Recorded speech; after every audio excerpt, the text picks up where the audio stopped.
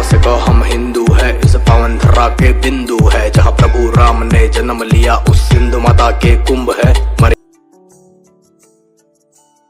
नमस्कार दोस्तों, स्वागत है आपका हमारे YouTube चैनल में। आज की इस वीडियो में हम आपके लिए बहुत ही महत्वपूर्ण जानकारी और बहुत बड़ी खुशखबरी लेके आए हैं। आपको अवगत कराते चले कि दमोह से नागपुर के बीच में ट्रेन चलाने की जो मांग की जा रही थी, ये मांग पिछले कई वर्षों से की जा रही थी, लेकिन मांग जो ये थी वो लंबित थी। अब इस मांग ने फिर से जोर पकड़ लिया था और आपको बताते चले कि दमोह नागपुर नई ट्रेन शुरू होने वाली है। इस ट्रेन का नंबर अलॉट कर दिया गया है। इस ट्रेन की समय सारणी भी जारी कर दी गई है। आपको बताते चले कि दमोह से नागपुर के लिए हाल ही में रेलवे बोर्ड द्वारा एक साप्ताहिक ट्रेन शुरू करने का प्रस्ताव पारित किया था। हालांकि ये ट्रेन कब से शुरू होगी इसको लेकर स्थिति स्पष्ट नहीं हो रही थी, लेकिन उसके बाद रेलवे ने इस ट्रेन का जो टाइम टेबल था वो जारी कर दिया।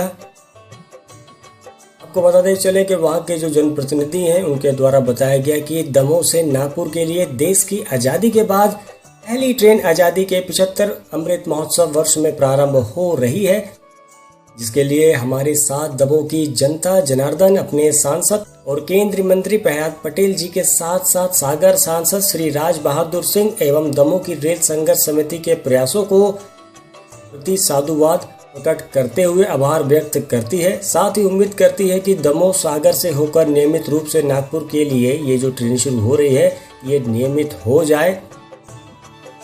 इनके अलावा सबसे बड़ी मांग ये रखी गई कि कोटा से जबलपुर के बीच जो ट्रेन चलती है इस ट्रेन को दोबारा से शुरू किया जाए और इस ट्रेन को वाया गोंदिया होकर नागपुर तक बढ़ा दिया जाए, यानी कि ये ट्रेन कोटा से नागपुर और नागपुर से कोटा के बीच में चले, ऐसी मांग दमोह के जनप्रतिनिधियों के द्वारा की गई। इनके अलावा ये भी बताया गया कि अगर जबलपुर कोटा ट्रेन को दोबारा से शुरू करके इस ट्रेन को कोटा से नागपुर के बीच में चलाया जाता है तो ऐसे में कोटा, गुना, बीना, सागर, दमोह वाले यात्रियों को नियमित रूप से नागपुर तक की सीधी रेल सेवा का लाभ मिल जाएगा। इनके अलावा आपको बताते चलें कि बताया गया कि रतलाम रेल मंडल की शिप्रा ट्रेन जो चलती है इस ट्रेन को बताया गया कि प्रतिदिन चलाया जाए। इसके लिए भी दमोह सांसद और केंद्रीय मंत्री से जनता जनार्दन अपेक्षा करती है कि वो फेस टू फेस रेल मंत्री श्री अश्विन वैष्णव जी से इस बारे में बात करें और जल्द ही बरसों पुरानी ये मांग भी पूरी हो जाए। इसी तरह छत्तीसगढ़ संपर्क क्रांति एवं दुर्ग जम्मू तवी ट्रेन को दमोह में स्टॉपेज दिया जाए। आइए आपको बताते हैं कि दमोह को एक नई रेल की सौगात मिलने जा रही है जो दमोह से नागपुर के मध्य चलेगी। इस ट्रेन की समय सारणी घोषित कर दी गई है। आपको आगे दिखाते हैं। दमोह सांसद एवं भारत सरकार के खाद्य प्रसारण उद्योग एवं जल शक्ति केंद्रीय राज्य मंत्री प्रहलाद पटेल जी के प्रयासों से दमोह को नई रेलगाड़ी की सुविधा क्षेत्रवासियों को मिलने जा रही है। आपको बताते चलें कि क्षेत्र में रेल सुविधाओं के लिए लगातार प्रयास किया जा रहा था। वहां के जनप्रतिनिधियों के द्वारा दमोह रेलवे स्टेशन को अमृत भारत स्टेशन योजना में सम्मिलित करने की हो या फिर अन्य सुविधाएं दिलाने की, सभी में लगातार प्रयास किए जा रहे हैं। नागपुर के लिए यात्री गाड़ी की सुविधा क्षेत्रवासियों को दिलाने के लिए लगातार प्रयास किए जा रहे थे। श्री प्रहलाद सिंह पटेल जी के द्वारा रेल मंत्री भारत सरकार अश्विन वैष्णव को 4 जुलाई 2023 को पुनः एक पत्र लिखते हुए इंदौर हावड़ा शिप्रा एक्सप्रेस को प्रतिदिन चलाने की मांग रखी गई। इनके अलावा रीवा से डॉक्टर अंबेडकर नगर ट्रेन जो चलती है इस ट्रेन को पथरिया एवं बांदकपुरा में स्टॉपेज देने की मांग रखी गई। इनके अलावा छत्तीसगढ़ संपर्क क्रांति एक्सप्रेस ट्रेन को दमोह में स्टॉपेज देने की मांग रखी गई। इनके अलावा दक्षिण भारत एवं नागपुर के लिए यात्री गाड़ी प्रदान करने के लिए पत्र लिखा गया था।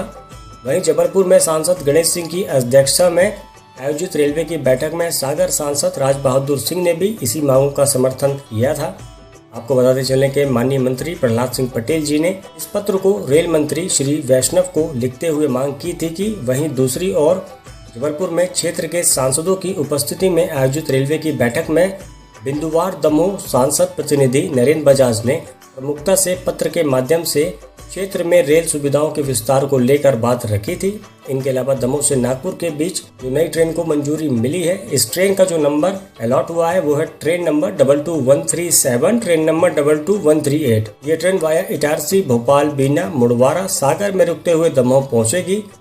इस ट्रेन को दमोह नागपुर यात्री गाड़ी साप्ताहिक के नाम से चलाया जा रहा है, जिसके प्रारंभ करने की तिथि निर्धारित होने वाली है, यानी कि घोषणा होने वाली है, बल्कि इस ट्रेन की समय सारणी भारतीय रेलवे के द्वारा घोषित कर दी गई है। इस नई ट्रेन को स्वीकृति होने पर क्षेत्र में काफ़ी खुशी का माहौल देखा गया है।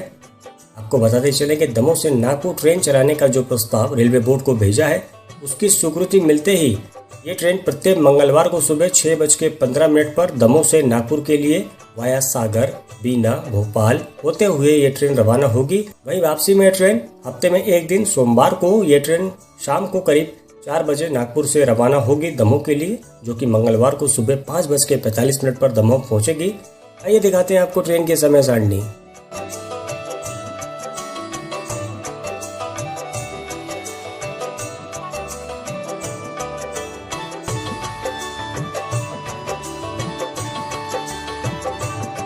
आइए दिखाते हैं आपको वो पत्र जो पत्र भेजा गया था।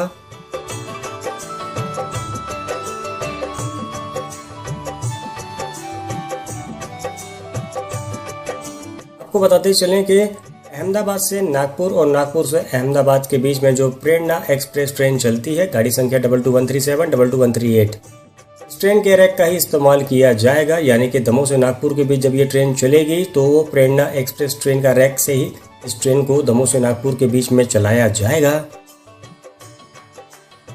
दमोह रेल संघर्ष समिति द्वारा रेलवे को सुझाव दिया गया था कि दमोह से नागपुर की जो ट्रेन है ये प्रतिदिन रात को चलाकर सुबह 5 बजे पहुंचे, तभी दमोह जिले के रोगी, बीमार मरीजों की समस्या खत्म हो सकती है, क्योंकि सुबह 5 बजे से नागपुर में रोगी, बीमार मरीजों के अस्पताल में नंबर लगाते हैं। बेहद गंभीर रोगों के मरीज नागपुर इलाज कराने रेगुलर जाते हैं। मरीजों को डेली ट्रेन की आवश्यकता होती है।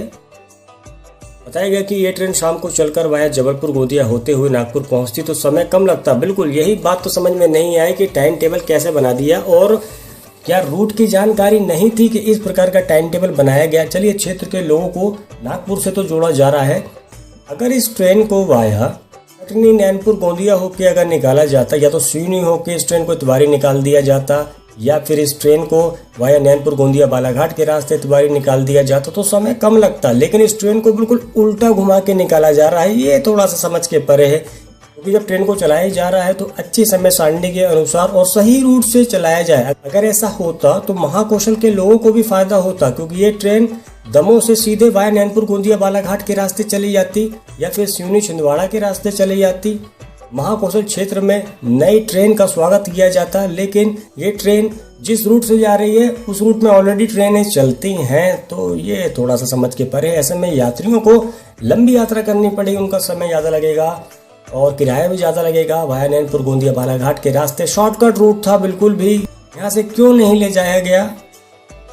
ये जो समझदारी वाला टाइम टेबल बनाया गया है, कमेंट सेक्शन पे आप ज़रूर अपना सुझाव ज़रूर दीजिएगा। फिलहाल दमोह नागपुर नई ट्रेन के शुरू होने का आप सभी को बहुत बहुत हार्दिक शुभकामनाएं। अभी तिथि निर्धारित नहीं हुई है कि इस ट्रेन को कब से चलाया जाएगा, लेकिन उम्मीद जताई जा रही है कि जल्द ही तिथि निर्धारित होने वाली है। तो फिलहाल जुड़े रहिए आप हमसे हमारे यूट्यूब चैनल द रेलवे ज्ञानी के माध्यम से। तो फिलहाल जैसे ही किसी भी प्रकार की कोई भी लेटेस्ट इन्फॉर्मेशन आएगी, वीडियो के माध्यम से आपको जरूर अवगत कराएंगे। बस आज के वीडियो में इतना ही। बहुत बहुत शुक्रिया वीडियो देखने के लिए। वीडियो अगर पसंद आए तो वीडियो को लाइक कीजिएगा, चैनल को सब्सक्राइब कीजिएगा और कमेंट करके बताइएगा वीडियो आपको कैसी लगी और क्या है आपका सुझाव।